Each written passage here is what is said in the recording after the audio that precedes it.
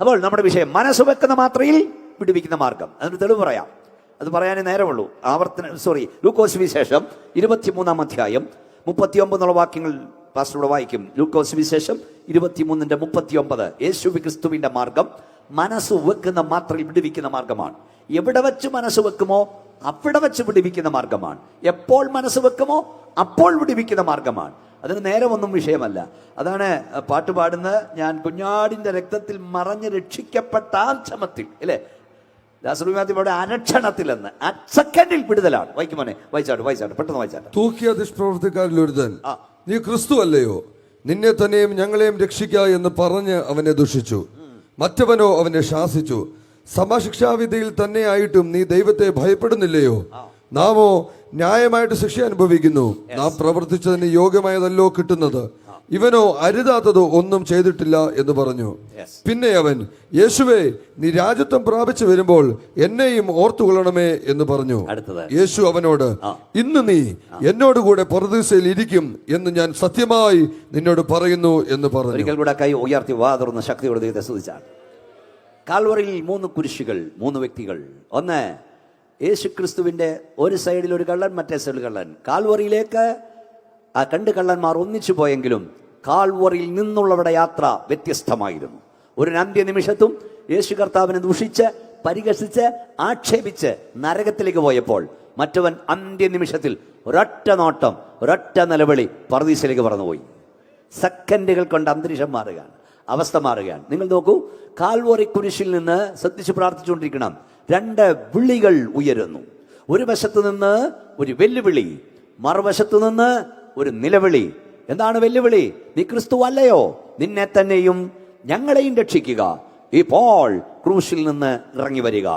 മറുവശത്തു നിന്ന് ഒരു നിലവിളി, യേശുവേ, നീ രാജത്വം പ്രാപിച്ചു വരുമ്പോൾ എന്നെയും ഓർക്കേണമേ. ഒരുവൻ ആവശ്യപ്പെട്ടത് ശാരീരിക രക്ഷയാണ്, ഇപ്പോൾ രക്ഷിക്കണം, ക്രൂശിൽ നിന്ന് ഇപ്പോൾ ഇറങ്ങി വരണം. ഒരുവൻ ആവശ്യപ്പെട്ടത് കൂട്ടുരക്ഷയാ, ഞങ്ങളെ രക്ഷിക്കണം. മറ്റവൻ ആവശ്യപ്പെട്ടത് ശാരീരിക രക്ഷയല്ല, ആത്മരക്ഷയായിരുന്നു. യേശുവേ, നീ രാജത്വം പ്രാപിച്ചു വരുമ്പം ഞങ്ങളെ രക്ഷിക്കണമെന്നല്ല, എന്നെ ഓർക്കണമേ. അതിന്റെ അർത്ഥം എന്തെന്നറിയാമോ? യേശുവേ, നീയും മരിക്കും, ഞാനും മരിക്കും, നീയും കല്ലടക്കപ്പെടും, ഞാനും അടക്കപ്പെടും. എന്നാൽ എൻ്റെ കല്ലറയിൽ ഞാൻ കിടക്കും. എന്നാൽ നിനക്ക് കല്ലറയ്ക്ക് പിടിച്ചു വെക്കാൻ കഴിയില്ല. നീ കല്ലറയെ തകർക്കും, നീ ഉയർക്കും, നീ സ്വർഗത്തിലേക്ക് പോകും, നീ രാജാതിരാജാവായി മടങ്ങി വരും. അപ്പോൾ എന്നെ ഓർക്കണേ. മനസ്സിലാകുന്നുണ്ടോ? അവൻ ശാരീരക്ഷയല്ല ആവശ്യപ്പെട്ടത്, ആത്മരക്ഷ. അവൻ പറഞ്ഞു ഞങ്ങളെ രക്ഷിക്കണമെന്നല്ല. ഈ ഞങ്ങളെ രക്ഷിക്കൽ പരിപാടി ബൈബിളിലില്ല. ഒറ്റ വ്യക്തികൾ നെടുമ്പാട് വീഴണം, ക്രൂശിലേക്ക് നോക്കി യേശുവേ എന്നെ രക്ഷിക്കണേ എന്ന് പറയണം. വ്യക്തിഗതമാണ്. Praise the lord. എത്ര പേർക്ക് കൈ ഉയർത്തി ശക്തിയോടെ സ്തോത്രം പറയാൻ കഴിയും? ഒന്നുകൂടെ ഞാൻ പറയാം, ശ്രദ്ധിക്കുക. യേശു കർത്താവിന്റെ കുരിശിന്റെ ഒരു വശത്തു നിന്ന് ഒരു വെല്ലുവിളി, മറുവശത്തു നിന്ന് ഒരു നിലവിളി.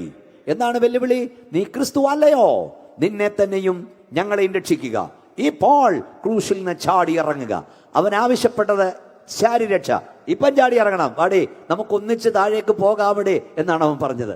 മറ്റവൻ ആവശ്യപ്പെട്ടത് ഇപ്പം രക്ഷിക്കണ്ട, പിന്നെ രക്ഷിച്ചാൽ മതി. ഒരിക്കൽ ഒരു പ്രശസ്ത വ്യക്തി ചോദിച്ചു, യേശു എന്തുകൊണ്ട് ചാടി ഇറങ്ങിയില്ല? നിങ്ങളുടെ കർത്താവിന് നിങ്ങളെ രക്ഷിക്കാൻ, അവനെ തന്നെ രക്ഷിക്കാൻ കഴിഞ്ഞില്ലല്ലോ. രാത്രി എന്നെ കേൾക്കുന്ന സഹോദര സഹോദരി, യേശുവിന് വേണമെങ്കിൽ ചാടി ഇറങ്ങാമായിരുന്നു, തന്നെത്താൻ രക്ഷിക്കാമായിരുന്നു. യേശു ചാടി ഇറങ്ങാഞ്ഞതിനാൽ ഞാൻ അവനെ സ്തുതിക്കുന്നു. കാരണം ചാടി ഇറങ്ങിയിരുന്നെങ്കിൽ രക്ഷിക്കപ്പെട്ട ദൈവമക്കൾ ഇത്രയും പേര് ഇവിടെ കൂടത്തില്ലായിരുന്നു. അത് ഞാൻ പിന്നെ പറയാം, സമയമുണ്ടേ. മനുഷ്യവർഗത്തിന്റെ പദ്ധതി, രക്ഷാപദ്ധതി എന്നേക്കുമായി ഇല്ലാതാകുമായിരുന്നു. യേശു ചാടി ഇറങ്ങിയില്ല.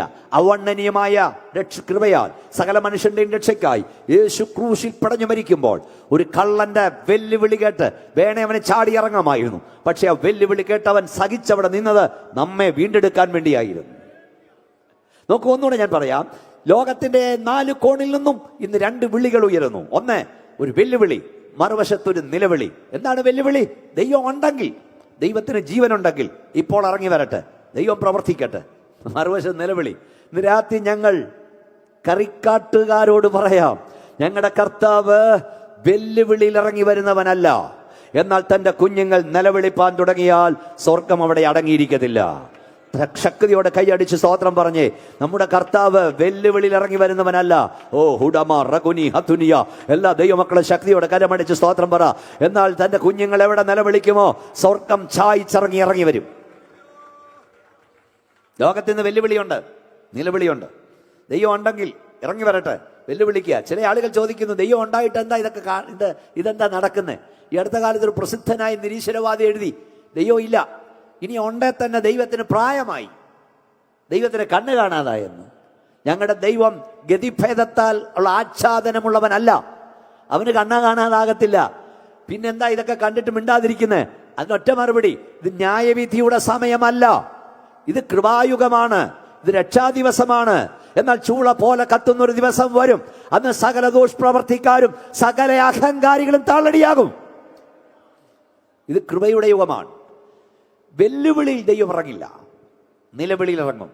ഇങ്ങോട്ട് നോക്കിയേ, ഒരിക്കൽ മുമ്പേ ഞാൻ പറഞ്ഞ പോലെ ഒരു മനുഷ്യൻ ദൈവത്തെ വെല്ലുവിളിച്ചു, സുവിശേഷത്തെ വെല്ലുവിളിച്ചു. അയാൾ പരസ്യ സ്ഥലത്ത് നിന്ന് പറയുകയാണ്, ഇതാ ഞാനിവിടെ എണ്ണാൻ തുടങ്ങുകയാണ്. പരസ്യമായി സ്ഥലത്ത് നിന്നുകൊണ്ട് ദൈവത്തെ വെല്ലുവിളിക്കുകയാണ് നിരീശ്വരവാദി. എന്താ പറഞ്ഞോ, ഞാനിവിടെ ഇപ്പം എണ്ണും, 1, 2, 3, 20 വരെ ഞാൻ എണ്ണും. ദൈവം ഉണ്ടെങ്കിൽ ഞാൻ 20 എന്ന് എണ്ണി തീരും മുമ്പ് എൻ്റെ തലയിൽ ഒരു ഇടിവാള് വെട്ടണം. എന്നിട്ട് അവൻ എണ്ണി 20 വേണ്ട എണ്ണി, കണ്ടോ ദൈവം ഇല്ല, ഇടിവാള് വെട്ടിയില്ല. ഞാനതിന് പറയുന്നേ, 4 വയസ്സോ 5 വയസ്സോ പ്രായമുള്ളൊരു കൊച്ചൻ ഒരു വെട്ടുകത്തി എടുത്ത് അവൻ്റെ അപ്പൻ്റെ കൈ കൊടുത്തിട്ട് പറഞ്ഞു നിന്നിരിക്കട്ടെ, അപ്പ പപ്പായ്ക്ക് ആണത്തം ഉണ്ടെങ്കിൽ, പപ്പായ്ക്ക് പുരുഷത്വം ഉണ്ടെങ്കിൽ, പപ്പായ്ക്ക് ധൈര്യം ഉണ്ട് എന്നെ വെട്ടണം. ഇങ്ങനെ പറയുന്ന പോലെ ഉള്ളൂ. ദൈവം ഉണ്ടെങ്കിൽ ഇടിവാള് വെട്ടാൻ പറയുന്നേ. എടാ കൊച്ചനെ, നിന്റെ അപ്പന് ധൈര്യമില്ലാഞ്ഞിട്ടല്ല, നിന്റെ പപ്പായ്ക്ക് ആണത്തം ഇല്ലാഞ്ഞിട്ടല്ല, നിന്റെ പപ്പായ്ക്ക് ധൈര്യമില്ലാഞ്ഞിട്ടുമല്ല, നിന്റെ പപ്പ നിന്റെ പോലെ പിത്തശൂല പിടിച്ചവനല്ല നീ പറയുമ്പം ചാടി വെട്ട. പപ്പായ്ക്ക് ധൈര്യമുണ്ട്, ആണത്തമുണ്ട്. ഇതേ കുഞ്ഞ് കാല് കല്ലിൽ തട്ടിക്കിടന്നെന്ന് കരഞ്ഞാൽ ആ പപ്പയുടെ കര നീണ്ടു വരും എടുക്കുക. നിങ്ങൾ സ്തോത്രം പറഞ്ഞില്ലല്ലോ. വെല്ലുവിളിയിൽ ദൈവം ഇറങ്ങില്ല. പ്രായബാലന്മാരുടെ നെബൂഖദ്നേസറിന്റെ വെല്ലുവിളിയിലല്ല ദൈവം ഇറങ്ങിയത്, പ്രായബാലന്മാരുടെ നിലവിളിയിലാ. കരിക്കൂട്ടിലുള്ള ദൈവസഭയോട് ഞാൻ പറയാം, നമ്മൾ ഒന്നിച്ച് കരഞ്ഞാൽ സ്വർഗത്തിന് അവിടെ അടങ്ങിയിരിക്കാൻ കഴിയില്ല. ഒന്നുകൂടെ കരമടിച്ചേ, ശക്തിയോടെ ദൈവത്തെ സ്തുതിച്ച്. പിന്നെ ഈ ഉച്ചഭാഷയുടെ ശബ്ദപരിധിയിൽ ദൈവത്തെ വെല്ലുവിളിക്കുന്ന ആരെങ്കിലും ഉണ്ടെങ്കിൽ ഈ രാത്രി ഒരു കാര്യം ഞാൻ പറയാം, സ്നേഹിത, നീ ദൈവത്തെ വെല്ലുവിളിക്കരുത്. ദൈവത്തിന് നിന്നെ കൊല്ലണമെങ്കിൽ ഇടിവാളിൻ്റെ ഒന്നും ആവശ്യമില്ല, ഇടിവാളിൻ്റെ ആവശ്യമില്ല. ഭീമോനച്ചനെ ഇപ്പം കൊണ്ടുപോകാൻ ദൈവം പദ്ധതി ഇട്ടാൽ അടുത്ത വാക്ക് പുറത്ത് വരില്ല, ഇവിടെ വീഴും, അല്ലേ? അതിന് ഇടിവാള് വല്ലതും വേണം. നമ്മൾ ഈ വായിച്ചുകൊണ്ട് കണ്ടുകൊണ്ടിരിക്കുന്നതൊക്കെ കാണുന്നില്ലേ? ഇന്നലെ കണ്ടത് ഒരു പെങ്കൊച്ച് അവിടെ ചേട്ടത്തിയുടെ വിവാഹത്തിന്, നിങ്ങളൊക്കെ കണ്ടു കാണും. നാളെ കല്യാണമാണ്, പെങ്കൊച്ച് ഡാൻസ് കളിച്ചുകൊണ്ടിരിക്കുക. സുന്ദരിയായൊരു പെങ്കുഞ്ഞ് ലൈവായി ഡാൻസ് കളിച്ചുകൊണ്ടിരിക്കുക. ഡാൻസിനിടയിൽ മൂക്കൂത്തി താഴെ വീണങ്ങ് തീർന്നു, കുഴഞ്ഞു വീണു. ആന്ധ്രയിലൊരു പാസ്റ്റർ കല്യാണം നടത്തിക്കൊണ്ടിരിക്കുക. ചെറുക്കനോട് ഉഭയസമ്മതം പറഞ്ഞു, പെണ്ണിനോട് ഉഭയസമ്മതം പറയാൻ തിരികെയും ആ മണവാളന്റെ മണവാട്ടിയുടെ മുമ്പിൽ വീണ് മരിച്ചു. അടുത്ത വാചകം പറഞ്ഞില്ല. ഒരു ചെറുപ്പക്കാരി TV റിപ്പോർട്ടർ ഇതുപോലെ ലൈവായി റിപ്പോർട്ട് ചെയ്തുകൊണ്ടിരിക്കുക. പോവാ ലൈവായി, അടുത്ത വാചകം പറയുമ്പോൾ താഴെ വീണ് തീർന്നു. ഒരു കൂട്ടം ചെറുപ്പക്കാർ ഒന്നിച്ച് സന്തോഷത്തോടെ ഓരോ ഹോട്ടലിൽ പോകുന്നു. ഇതൊക്കെ നിങ്ങൾ കണ്ട കാഴ്ച ഞാൻ പറയാ. ഹോട്ടലിൽ ഫുഡ് ഓർഡർ ചെയ്തു, ഭക്ഷണം വന്നു. അതിലെ മെയിൻ ചെറുപ്പക്കാരൻ ആ ഭക്ഷണത്തിലോട്ട് മൂക്കുകുത്തി വീണ് തീർന്നു. ഒരു ബാങ്കിന്റെ chief officer send off meeting, ആ മോളും വന്നിരിപ്പുണ്ട്. എല്ലാവരും നല്ല വാചകം പറഞ്ഞ് ഈ മനുഷ്യൻ നന്ദി പറയാൻ തുടങ്ങി, മൈക്കേറോട്ട് മൂക്കുത്തി വീണു. അഹങ്കരിക്കരുത്, ആരും നിഗളിക്കരുത്. നാം ആകുന്ന ദൈവത്തിന്റെ കൃപയാലാണ് നാം മറക്കുന്നത്. അടുത്ത സെക്കൻഡ് നമുക്കുള്ളതല്ല. ബൈബിൾ ഒരു വാക്യം ഞാൻ പല കൺവെൻഷനും പറയും. ആ വാക്യം എന്തെന്നറിയാമോ? ഹോവേ, ജീവനും കൃപയും നീ എനിക്ക് നൽകി, നിന്റെ കടാക്ഷം എൻ്റെ ശ്വാസത്തെ പരിപാലിക്കുന്നു. പാസ്റ്റർ ബി മോനച്ചൻ എന്ന ഞാൻ ഇവിടുന്ന് പ്രസംഗിക്കുമ്പോൾ നിങ്ങൾ കാണാതൊരു കരം എൻ്റെ ശ്വാസം അകത്തേക്ക് തള്ളുക. ഒരു തവണ ആ കരം എൻ്റെ ശ്വാസമൊക്കെ തള്ളിയില്ലെങ്കിൽ നിങ്ങളുടെ മുമ്പിൽ ഞാൻ പിടഞ്ഞു വീഴും. 100 ഡോക്ടർമാരിവിടെ ഉണ്ടെങ്കിലും അവർക്ക് എന്നെ സഹായിപ്പാൻ കഴിയില്ല. അതേ സഹോദര, നിന്റെ ശ്വാസം, സഹോദരി നിന്റെ ശ്വാസം, നിന്റെ മടിയിരിക്കുന്ന കുഞ്ഞിന്റെ ശ്വാസം പരിപാലിക്കുന്നൊരു കരമുണ്ട്. സ്വർഗത്തിലെ അപ്പച്ചന്റെ കരമാ. നീ വാരി വിഴുങ്ങുന്ന ഗുളികയുടെ ശക്തിയോ, നീ പോകുന്ന ഡോക്ടറുടെ നൽപ്പോ, ഓഹോ, നിങ്ങളുടെ ഹോസ്പിറ്റലിന്റെ വലിപ്പമോ കൊണ്ടല്ല ഇവിടെ ഇരിക്കുന്നത്. ദൈവത്തിന്റെ കരുണയാണെന്ന് വിശ്വസിക്കുന്നവർ കരമടിച്ച ശക്തിയോട് ദൈവത്തെ സ്തുതിച്ചയോ. ഒരു ദിവസമെങ്കിലും ബലത്തോടിരിക്കുന്നെങ്കിൽ ദൈവത്തിന്റെ കരുണയാണെന്ന് മറക്കരുത്. സത്യത്തെ ഇപ്പൊ ഈ സോഷ്യൽ മീഡിയ ഒക്കെ തുറക്കാൻ പേടിയാ, കണ്ടാ ഭയമാ. 18, 28, 30, 33 വയസ്സ് പ്രായമുള്ള ആരോഗ്യ ദൃഢഗാത്രരായ സൗന്ദര്യമുള്ള ചെറുപ്പക്കാർ ഓസ്ട്രേലിയയിൽ നിന്നും ന്യൂസിലാൻഡിൽ നിന്നും UK നിന്നൊക്കെ കുഴഞ്ഞു വീണ് തീരുക. ഭാവി നന്മാക്കാൻ പോയതാ. ഒന്ന് കണ്ടുകൊണ്ട് അഹങ്കരിക്കരുത്. ഒരു സെക്കൻഡ് ഇവിടെ ഇരിക്കുന്ന തമ്പുരാന്റെ കരുണയാ, മറക്കരുത്. അതാ ഇപ്പൊ പാടിയേ, കിട്ടിയ വീടും നിലമ്പുള്ളും കണ്ടിടുമുട്ടോരുടയവരും കൂടുവിട്ട് ജീവൻ പോയാൽ കൂടെ വരാതെ വേർപെടും. നിങ്ങളെ സന്തോഷിപ്പിക്കാൻ വേണ്ടി മാത്രം വന്നതല്ല, നിത്യതയ്ക്ക് വേണ്ടി ഒരുങ്ങിക്കോണം. എനിച്ചായും ഇവിടുന്ന് പോകും. ഞാൻ പറഞ്ഞു വന്ന മനസ്സിലായോ? എന്താവും പറഞ്ഞേ? ദൈവം ഉണ്ട് ഒരു ഇടിവാള് വെട്ടാൻ. ഈ ശബ്ദം എവിടൊക്കെ കേൾക്കുന്നു കേട്ടോ. ദൈവത്തിന് നിന്നെ കൊല്ലണമെങ്കിൽ ഇടിവാളിന്റെ ആവശ്യമില്ല. ഇനിയും ദൈവത്തിന് നിന്നെ കൊല്ലാൻ ഒരു മാധ്യമം ഉപയോഗിക്കണമെങ്കിൽ അതിന് ഇടിവാള് വേണ്ട, മിന്നൽ വേണ്ട. നിന്റെ കാൽച്ചുവട്ടിലൂടെ നീ കാണാതെ ഇഴഞ്ഞു നീങ്ങുന്നൊരു കുഞ്ഞുറുമ്പിനോട് കൽപ്പിച്ചാൽ മതി. ദൈവം കൽപ്പിക്കുന്ന ഉറുമ്പ് കടിച്ചാലും നീ തീരും. സ്തോത്രം പറഞ്ഞില്ല. ഞാൻ അബുദാബിയിൽ ഒരിക്കൽ പ്രസംഗിക്കാൻ പോയപ്പോൾ അവിടുത്തെ വാർത്ത, ഉറുമ്പ് കടിയേറ്റൊരു മനുഷ്യൻ മരിച്ചു. കൂടെ എഴുതിയിരിക്കുന്നു, ഉറുമ്പ് കടിയേറ്റ് ഈ വർഷം മരിക്കുന്ന 18ാമത്തെ ആള്. കണ്ടോ, ഉറുമ്പ് കടിച്ചാലും മതി. നമ്മളിങ്ങനെ അടിച്ചു കൊല്ലുന്ന സാധനമല്ലേ കൊതുക്, വട്ടം ചുറ്റി നിൽക്കുന്നേ അല്ലേ? കൊതുകടിയേറ്റ് എത്ര പേര് മരിച്ചു, എത്ര മാരകസവും. യോനയുടെ പുസ്തകത്തിൽ അവൻ കൽപ്പിക്കുന്നു, മഹാമത്സ്യം വരുന്നു. അവൻ കൽപ്പിക്കുന്നു, കൊടുങ്കാറ്റടിക്കുന്നു. അവൻ കൽപ്പിക്കുന്നു. പറയാവോ? അടുത്ത് പറഞ്ഞാട്ട് എന്തോ വന്നു അവൻ കൽപ്പിച്ചപ്പോൾ? ആവണക്ക് കിളിർത്തു വന്നല്ല, ഒരാവണക്കിനെ അവൻ കൽപ്പിച്ചാക്കി. ഒരു വൻവൃക്ഷത്തെ ഒറ്റ രാത്രി കൊണ്ട് ദൈവം വിളിച്ചു വരുത്തി. അടുത്ത പദം എന്താ എഴുതിയിരിക്കുന്നറിയോ? അവൻ കൽപ്പിച്ചപ്പോൾ ഒരു പുഴു വന്നു. ഒരുമിച്ചൊന്ന് പറഞ്ഞേ, എന്തോ വന്നു? ഒരു പുഴു, ഒരു കൊച്ചു പുഴു. ഈ കൊച്ചു പുഴു ഈ വൻവൃക്ഷത്തെ ഒറ്റ രാത്രി കൊണ്ട് വേരോടെ ഉണക്കി. നിന്നെ ഒരു വൻവൃക്ഷമാക്കി മാറ്റാൻ ദൈവത്തിന് ഒറ്റ രാത്രി മതി. നീ എത്ര വൻവൃക്ഷമാണെങ്കിലും നിന്നെ വേരോട് ഉണക്കാൻ ദൈവത്തിന് ഒരു കൊച്ചു പുഴു മതി. ശക്തിയോടെ കൈ ഉയർത്തി സ്തോത്രം പറഞ്ഞ്. ലോകരാഷ്ട്രങ്ങളെ മുഴുവൻ കീഴടക്കിയ അലക്സാണ്ടർ ഗ്രേറ്റ്, മഹാനായ അലക്സാണ്ടർ മരിക്കുന്നത് ജലദോഷപ്പനി വന്ന പോയപ്പം പുള്ളി അദ്ദേഹത്തെ ശവപ്പെട്ടിയുടെ 2 ദ്വാരമിട്ട് കൈ പുറത്തിടാൻ പറഞ്ഞു. അല്ലയോ മഹാസമുദ്രമേ, നീ ഒരു കരയായിരുന്നെങ്കിൽ നിന്നെ ഞാൻ പിടിച്ചടക്കുമെന്ന് പറഞ്ഞവൻ ഒന്നും കൊണ്ടുപോയില്ല. അവൻ പറഞ്ഞു, എൻ്റെ കൈ വെറുതെ പോന്ന് കാണട്ടെ. നഗ്നനായി വന്നു, നഗ്നനായി പോകുന്നു. അതുകൊണ്ട് ദൈവത്തെ വെല്ലുവിളിക്കൊന്നും വേണ്ട, നിന്നെ കൊല്ലാൻ ദൈവത്തിന് ഇടിവാളും വേണ്ട. നമ്മുടെ വിഷയത്തിൽ വരാം. നിലവിളിയിൽ ദൈവം ഇറങ്ങി വരും, വെല്ലുവിളിയിൽ ദൈവം ഇറങ്ങി വരില്ല. ഒരു വെല്ലുവിളിച്ചു, നീ ക്രിസ്തുവെങ്കിൽ ഇപ്പോൾ ചാടി ഇറങ്ങ്. മറ്റവൻ നിലവിളിച്ച്, യേശുവേ നീ രാജത്വം പ്രാപിച്ചു വരുമ്പോൾ എന്നെ ഓർക്കണേ. യേശുവിൻ്റെ മറുപടി എന്താ? രാജത്വം പ്രാപിച്ചു വരുമ്പോൾ ഓർക്കാമെന്നാണോ? ഓർക്കയെന്ന് പറ പ്രിയപ്പെട്ടവരാണോ? അല്ലെന്നൊന്ന് പറ. അല്ലോ? ആണോ? അടുത്ത വർഷം ഓർക്കാമെന്നാണോ? അടുത്ത ആഴ്ച ഓർക്കാമെന്നാണോ? അടുത്ത ദിവസം ഓർക്കാമെന്നാണോ? അല്ല അല്ല അല്ല. യേശുവിൻ്റെ മറുപടി, ഇന്നു നീ എന്നോടുകൂടെ പർദീസയിലിരിക്കും. അകൃത്യത്തിന്റെ അടിത്തട്ടിലേക്ക് കാണ്ടിറങ്ങിയ വ്യക്തിയാണെങ്കിലും അനുതാപത്തോടും മടങ്ങി വന്നാൽ നിമിഷം കൊണ്ട് രക്ഷിക്കുന്നവന്റെ സാന്നിധ്യം ഇവിടെയുണ്ട്. നിങ്ങളുടെ പാപം എത്ര കടും ചുമപ്പായിരുന്നാലും ഹിമം പോലെ വെള്ളയാക്കാൻ യേശുവിന്റെ രക്തത്തിന് കഴിയും. ഞങ്ങൾക്ക് ഈ കൺവെൻഷന്റെ അവസാന രാത്രി പറയാനുള്ളത്, യേശു ക്രിസ്തുവിന്റെ രക്തത്തിന് ശുദ്ധീകരിപ്പാൻ കഴിയാത്ത ഒറ്റ പാപിയും ഇവിടെയില്ല. ഒരു പാവവുമില്ല. അവന്റെ പുത്രനായ യേശുവിന്റെ രക്തം സകലവും പാപം പോക്കി നമ്മെ ശുദ്ധീകരിക്കുന്ന രക്തമാണ്. ഒന്നുകൂടെ കൈകൾ അടിച്ച ശക്തിയുടെ ദൈവത്തെ സ്തുതിച്ചേ. ഇന്നേക്ക് 2000 വർഷങ്ങൾക്ക് മുമ്പ് കാൽവറി കുരിശിൽ ചിതറിത്തെറിച്ച യേശുവിന്റെ രക്തത്തിന് ഈ രാത്രിന്റെ പാപം മോചിപ്പാൻ ശക്തിയുണ്ട്, രോഗം സൗഖ്യമാക്കാൻ ശക്തിയുണ്ട്, പൈശാചി ബന്ധനം വിടുവിപ്പാൻ ശക്തിയുണ്ട്. ആ രക്തത്തിന്റെ ശക്തി ഇപ്പോൾ ഇവിടെ വ്യാപരിച്ചുകൊണ്ടിരിക്കുന്നു. ശക്തിയോടെ കർത്താവിന് സ്തോത്രം പറയാം. അവൻ കിടക്കുന്ന യേശു കണ്ടു. ഇങ്ങനെ ഏറിയ കാലമായിരിക്കുന്നറിഞ്ഞു.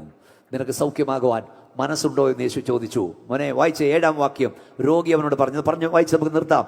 നിർത്തണമല്ലോ. 5-ന്റെ 7-ാം വാക്യം വായിച്ചേ. യോഹന്നാന്റെ സുവിശേഷം 5-ാം അധ്യായം 7-ാം വാക്യം. രോഗി അവനോട്, യജമാനനെ, വെള്ളം കലങ്ങുമ്പോൾ എന്നെ കുളത്തിലാക്കുവാൻ എനിക്ക് ആരുമില്ല. ഞാൻ തന്നെ ചെല്ലുമ്പോൾ മറ്റൊരുത്തൻ എനിക്ക് മുമ്പായി ഇറങ്ങുന്നു എന്ന് ഉത്തരം പറഞ്ഞു. എല്ലാവരും നോക്കിയേ, എന്നെ നോക്കിയേ, കുഞ്ഞിനെ നോക്കില്ല. കൈകൾ ഉയർത്തി ദൈവത്തെ സ്തുതിച്ചേ ശക്തിയോടെ. കണ്ടില്ല വാക്കിയല്ലേ? കണ്ടു. യേശു ചോദിച്ചു, സൗഖ്യമാകാൻ നിനക്ക്? പറഞ്ഞാട്ട് ദിവസ സൗഖ്യമാകാൻ നിനക്ക്? ഉറക്കപ്പറ, സൗഖ്യമാകാൻ നിനക്ക്? അപ്പൊ രോഗി എന്താ പറഞ്ഞേ? എനിക്ക് ആരുമില്ലെന്ന്. സൗഖ്യമാകാൻ മനസ്സുണ്ടോ എന്ന് ചോദിച്ചാൽ ഒന്നീ മനസ്സുണ്ടല്ലേ മനസ്സില്ലെന്ന് പറഞ്ഞാൽ മതി. ചക്കെന്ന് പറഞ്ഞാൽ കൊക്കെന്ന് അവന് തിരിയുന്നേ. യേശു ചോദിച്ചു സൗഖ്യമാകാൻ, അവൻ പറഞ്ഞു എനിക്ക് ആരും ഇല്ലെന്ന്. ഇനി എന്നെ നോക്കണം, ഇങ്ങോട്ട് നോക്കിയിരി. ഈ ബെഥസ്ദാ കുളക്കടലിൽ കിടന്നവന് സൗഖ്യമാകാൻ തടസ്സം ആളില്ലാത്തതായിരുന്നെങ്കിൽ കറിക്കാട്ടുകാർക്ക് പലർക്കും സൗഖ്യമാകാൻ തടസ്സം ആളുള്ളതാ. മനസ്സിലായില്ലേ? നിങ്ങൾ പറയുന്നതൊക്കെ സത്യമാണ്. രക്ഷിക്കപ്പെടണമെന്നുണ്ട്, സ്നാനപ്പെടണമെന്നുണ്ട്, വേർപെട്ട് ആരാധിക്കണമെന്നുണ്ട്. പക്ഷെ ഞങ്ങളുടെ ഇന്നാരൊക്കെ ഇന്നിടത്തിനിടത്തൊക്കെ നിൽക്കുകയല്ലയോ? അവരെയൊക്കെ വിട്ട് എങ്ങനെ അടുത്ത് ചാടുന്നേ? ആളുള്ളതാ കുഴപ്പമില്ലേ? ആളുള്ളതാ കുഴപ്പം. കേട്ടോ, എല്ലാവരും മട്ടം മാറാൻ തുടങ്ങി. ഈ കാനവച്ചൻ എന്ന് പറഞ്ഞ ഒരാളുണ്ടായിരുന്നു നിങ്ങളുടെ അടുത്തല്ലേ കാനവച്ചൻ്റെ പ്രസംഗം കിട്ടണമെന്ന് കൈവക്കിയേ. അത്രയും പേരുണ്ടല്ലോ. ഈ കാനവച്ചൻ ഒരു വീട്ടിൽ ഒരു സഹോദരിയോട് സുവിശേഷം പറഞ്ഞുകൊണ്ടിരിക്കുക. കാനവച്ചൻ അപ്പോൾ സുവിശേഷം കേട്ടുകൊണ്ടിരുന്ന ആ സഹോദരി പറയാം, എന്നെ നോക്ക് പെട്ടെന്ന് നിർത്താം. ആ സഹോദരി പറഞ്ഞു, അച്ചോ സ്നാനപ്പെടണമെന്നുണ്ട്, പക്ഷേ എൻ്റെ വകയിലൊരു അച്ഛനുണ്ടെന്ന്. ആരോടാ പറയുന്നേ? ഇവിടെ ഉറങ്ങുവാണോ നിങ്ങൾ? കാനവച്ചൻ പറഞ്ഞു, എൻ്റെ സഹോദരി നിന്റെ വകയിലല്ലയോ അച്ഛനുള്ള, അച്ഛനായ ഞാൻ സ്നാനപ്പെട്ടല്ലോ. ഈ ബന്ധോ സ്വന്തോ ഒക്കെ ഇവിടെ വരുമെന്നറിയാമോ? ശവക്കുഴി വരെ. ഒപ്പത്തിനൊപ്പം ധനമുണ്ടെങ്കിൽ മാനമുണ്ടെങ്കിൽ ബന്ധവും സ്വന്തവും പറയാൻ ആൾ കാണും, അല്ലെ ആരും കാണില്ല. നമ്മുടെ ഒരു പ്രത്യേകത പറയാം, മലയാളികളുടെ ഈ ഉയർന്ന ബന്ധം വല്ലതും ഉണ്ട്, ഏച്ച് കെട്ടി അവിടെ വരെ കൊണ്ടുപോകും. അതായത് വകയിലൊരു ഡോക്ടർ ഉണ്ടെങ്കിൽ പറയും, അറിയാവോ ഇന്ന ഡോക്ടറെ, എൻ്റെ ഉപ്പാപ്പൻ്റെ കൊച്ചപ്പൻ്റെ ചിറ്റപ്പൻ്റെ മോൻ്റെ ഉപ്പാപ്പൻ്റെ മോൻ്റെ മോനൊരു ഡോക്ടറാ. പക്ഷെ സ്വന്തം ഉപ്പാപ്പൻ അവിടെ മാടക്കട നടത്തുന്നുണ്ട്, അത് മിണ്ടത്തില്ല.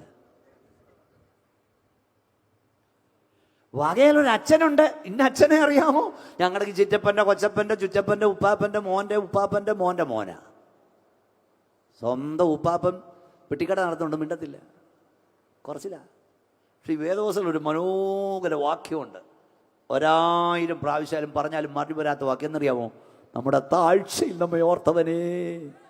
അയ്യോ കറിക്കാട്ടുകാരെ ഒന്ന് കൈ ഉയർത്തി ഒന്ന് പറ, നമ്മുടെ താഴ്ച നമ്മെ ഓർത്തവനേ. കൈ ഒന്ന് അടിച്ച് സ്തോത്രം പറഞ്ഞോണ്ട് പറയാം, നമ്മുടെ താഴ്ച നമ്മെ ഓർത്തവനേ. നീ താഴ്ചയിലെങ്കിൽ, നിന്റെ കുടുംബം താഴ്ചയിലെങ്കിൽ, നിന്റെ കുഞ്ഞുങ്ങൾ താഴ്ചയിലെങ്കിൽ ആരും നിന്നെ ഓർക്കില്ല. എന്നാൽ നമ്മുടെ താഴ്ച നമ്മെ ഓർക്കുന്നവനും നമ്മെ ഉയർത്തുന്നവനും ഒരുവനുണ്ട്.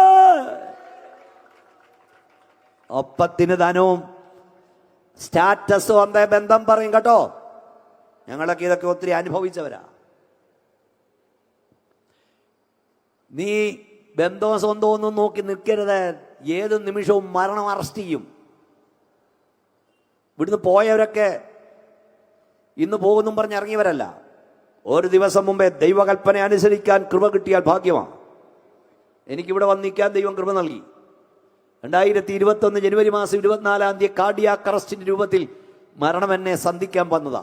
വൈദ്യശാസ്ത്രം കൈമലർത്തി ഡോക്ടർമാരും ഒക്കെ വിധിയെഴുതി ലോകമെങ്ങുമുള്ള ദൈവമക്കൾ പ്രാർത്ഥിച്ചു. എന്നാൽ ഞാൻ എപ്പോഴും പറയും, സ്വർഗത്തിലെ തമ്പുരാൻ തന്റെ പ്രോഗ്രാം ഡയറിൽ എഴുതി വെച്ചിരുന്നു, ഏതാ 2025 വെപ്പുരുവനെ ആസിന്ന് എത്ര മോനെ 15-ാം തീയതി ബി മോനച്ചൻ കറിക്കാട്ടൂർ കൺവെൻഷനിൽ നിൽക്കണമെന്ന തമ്പുരാൻ എഴുതി വെച്ചു. ഇന്ന് രാത്രി ഒന്നുകൂടെ ഞാൻ 1000 കൂടെ പറയാം. നിന്നെക്കുറിച്ചുള്ള പിശാചിന്റെ പദ്ധതികൾ പരാജയപ്പെടും, ദൈവത്തിന്റെ പദ്ധതി വിജയിക്കും. കരമടിച്ച ശക്തിയോടെ സ്തോത്രം പറഞ്ഞു പറ, ദുഷ്ട പിശാചെ, എന്നെക്കുറിച്ചുള്ള, എൻ്റെ കുടുംബത്തെക്കുറിച്ചുള്ള, എൻ്റെ കുഞ്ഞുങ്ങളെക്കുറിച്ചുള്ള നിന്റെ പദ്ധതികൾ പരാജയപ്പെടും, ദൈവത്തിന്റെ പദ്ധതി വിജയിക്കും.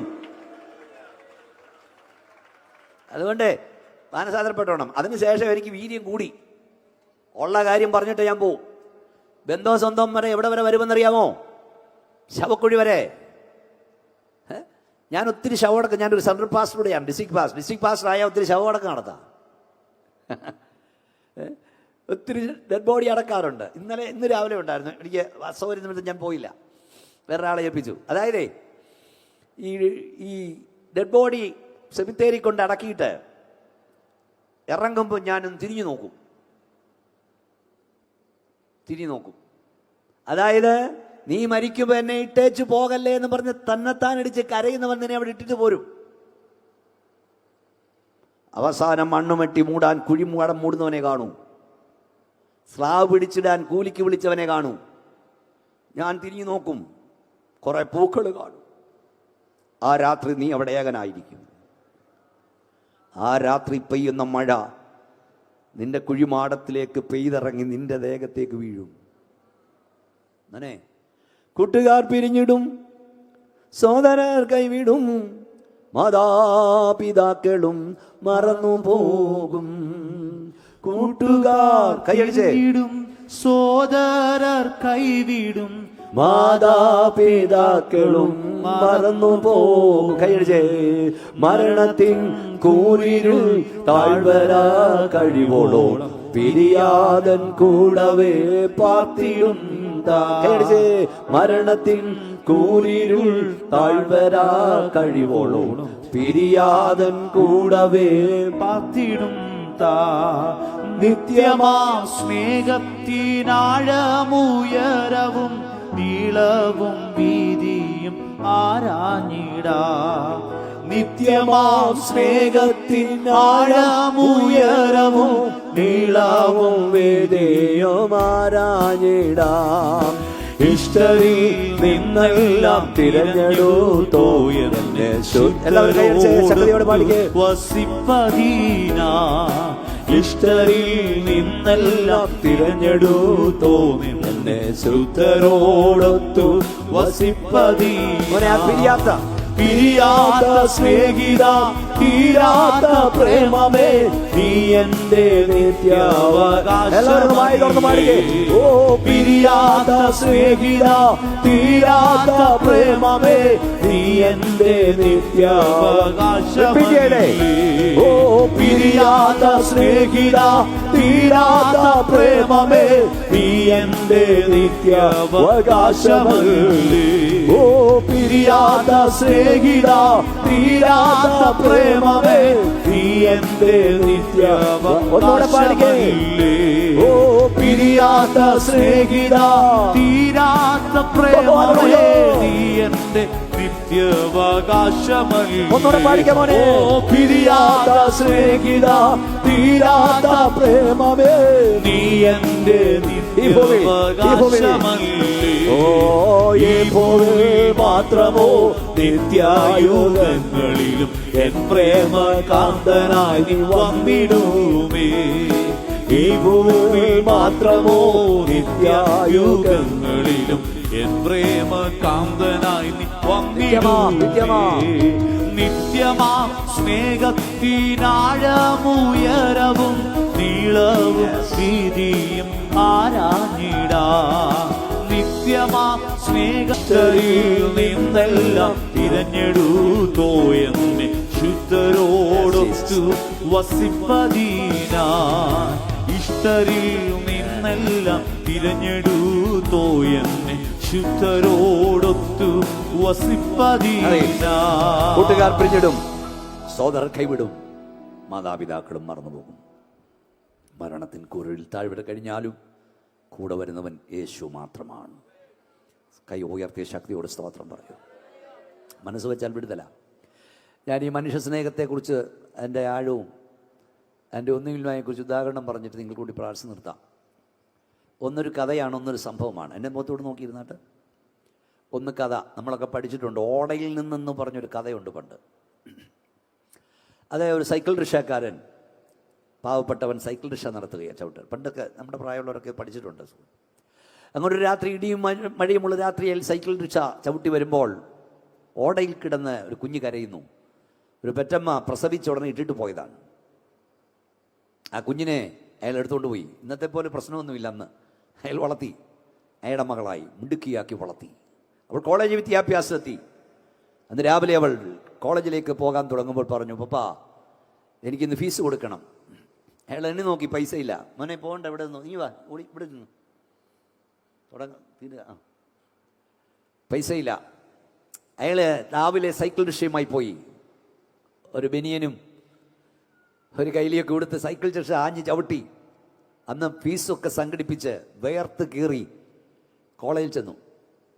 അപ്പോൾ ഈ പെൺകുട്ടി മറ്റു കൂട്ടുകാരുടെ നടുവിലിരുന്ന് സൊറ പറഞ്ഞുകൊണ്ടിരിക്കുക. ഇയാൾ സമ്പാദിച്ച ആ പൈസ, കഷ്ടപ്പെട്ട ആ പൈസ ഒന്നിച്ചു കൂട്ടി മോളെ കൊടുത്തു. മോളെ ഫീസ് അടയ്ക്കാൻ പറഞ്ഞു.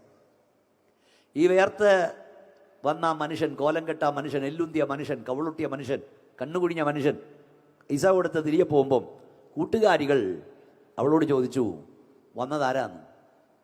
ആ വന്നത് ആരാന്ന്? ഉടനെ അവൾ പറഞ്ഞു ഞങ്ങളുടെ വീട്ടിലെ വേലക്കാരനാണെന്ന്. അവിടെ അപ്പനാന്ന് പറയാൻ അവൾക്ക് ആക്ഷേപമായിരുന്നു. ഇനിയും പറയുന്നൊരു സംഭവമാണ്, കഥയല്ല. ഇതുപോലൊരു പെങ്കൊച്ച് രാവിലെ കോളേജിൽ പോകുമ്പോൾ ഭക്ഷണം കൊണ്ടുപോയില്ല. വൈകുന്നേരം വരെ ക്ലാസ് ഉണ്ട്. അമ്മയ്ക്ക് മോള് വിശന്നിരിക്കുന്നത് ഇഷ്ടമല്ലായിരുന്നു.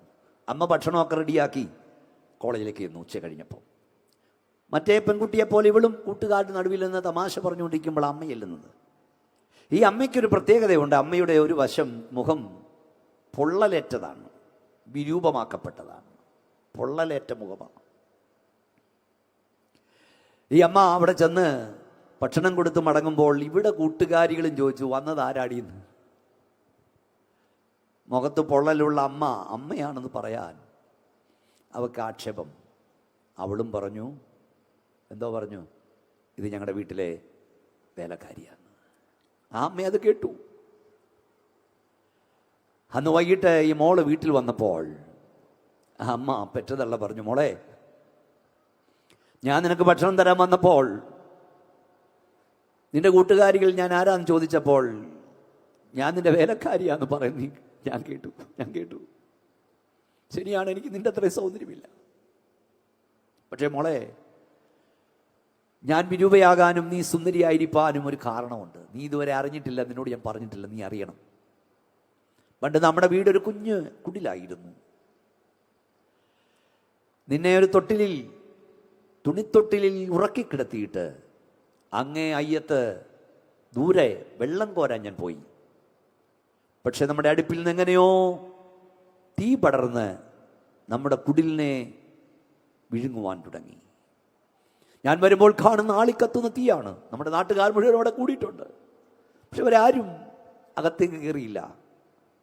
പക്ഷേ ഞാൻ എൻ്റെ ദേഹത്തെയോ ജീവനെയോ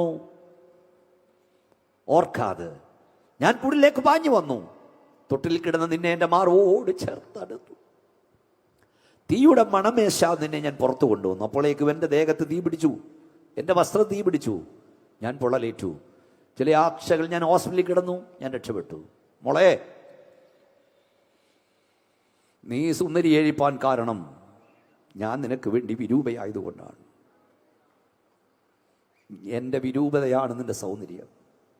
ഞാൻ അതിനകത്തൊരു കാര്യം ഇവിടുത്തെ ചെറുപ്പക്കാരോട് പറയാം കേട്ടോ. പല ചെറുപ്പക്കാരും ഇച്ചിരി വളർന്നു കഴിഞ്ഞാൽ അപ്പനോട് ചോദിക്കും, താൻ എനിക്ക് എന്ത് ചെയ്തെന്ന്. ചില അമ്മമാരോട് ചോദിക്കും, നിങ്ങൾ എനിക്ക് എന്ത് തന്ന് തള്ളയെന്ന്. നിന്റെ തള്ള നിനക്ക് തന്നത് ജീവരക്തമാ. ഓരോ ഡെലിവറിയും ഓരോ മരണങ്ങളാണ്. ഒരപ്പൻ്റെ വില നീ അറിയണമെങ്കിൽ നീ ഒരപ്പനാകണം. ഒരമ്മയുടെ വില നീ അറിയണമെങ്കിൽ നീ ഒരമ്മയാകണം. ആ അമ്മ പറഞ്ഞു, മോളെ, ഞാൻ വിരൂപയായതുകൊണ്ടാ നീ സുന്ദരനായിരിക്കും. നിന്റെ അപ്പനും അമ്മയും എങ്ങനെ വളർത്തിയെന്ന് ഓർക്കണം കേട്ടോ. അവരുടുക്കാതെ നിന്നെ ഉടുപ്പിച്ചു, അവർ കഴിക്കാതെ നിന്നെ കഴിപ്പിച്ചു. ഈയിടെ ഞാനൊരു കഥ വായിച്ചു. കഥയുടെ സംഭവം, അമ്മ പറഞ്ഞ കള്ളങ്ങൾ. എന്തോ അമ്മ പറഞ്ഞ കള്ളം? എല്ലാവർക്കും ഉള്ള വറ്റ് വിളമ്പി തന്ന ശേഷം അമ്മ പട്ടിണി കിടന്നപ്പോൾ അമ്മ കഴിക്കുന്നില്ലയോ എന്ന് ചോദിച്ചു. അപ്പോൾ അമ്മ പറഞ്ഞു, അമ്മയ്ക്ക് വിശപ്പില്ലെന്ന്. ഉള്ള തലയണ മക്കൾക്ക് നൽകി തലയണയില്ലാതെ അമ്മ കിടന്നപ്പോൾ അമ്മ പറഞ്ഞു, എനിക്ക് തലയണ വെക്കുന്നത് ഇഷ്ടമല്ലെന്ന്. മനസ്സിലാകുന്നോ? എൻ്റെ വിഷയം അതല്ല. നീ ഇന്ന് സുന്ദരനാകാൻ കാരണം നിനക്ക് വേണ്ടി അമ്മ വിരുവുമായി. ഞാൻ എന്തിനത് പറഞ്ഞറിയാമോ? കാൽവറി കുരിശിൽ ഒരുവൻ നമുക്ക് വേണ്ടി വിരൂപനായി. നമ്മൾ സുന്ദരനാകാൻ അവൻ വിരൂപനായി. കൈ ഉയർത്തിയാട്ടി സ്തോത്രം പറയാൻ കഴിയുമോ? ഇന്നേക്ക് 2000 വർഷങ്ങൾക്ക് മുമ്പ് കാൽവറി കുലമരത്തിൽ കണ്ടാൽ ആളും തോന്നും ആരു വിരൂപനായി, കൈകാലുകൾ കാരും പാണികളാൽ കുത്തിത്തുളയ്ക്കപ്പെട്ടവനായി, കന്നത്തടികളേറ്റവനായി, കൽപ്പുവെള്ളം കുടിച്ചവനായി, മനുഷ്യവർഗത്തിൻ്റെ പാപശാപ രോഗദുരിതങ്ങൾ സ്വന്തം ശിരസ്സുമേൽ വഹിച്ചുകൊണ്ട് യേശു ക്രൂശിൽ പിടഞ്ഞു മരിച്ചു. അവൻ്റെ മുഖത്തവർ കാർക്കിച്ചു തുപ്പി. അവൻ്റെ മുഖത്തു നിന്നവർ രോമകൂപങ്ങൾ പിഴുതെടുത്തു.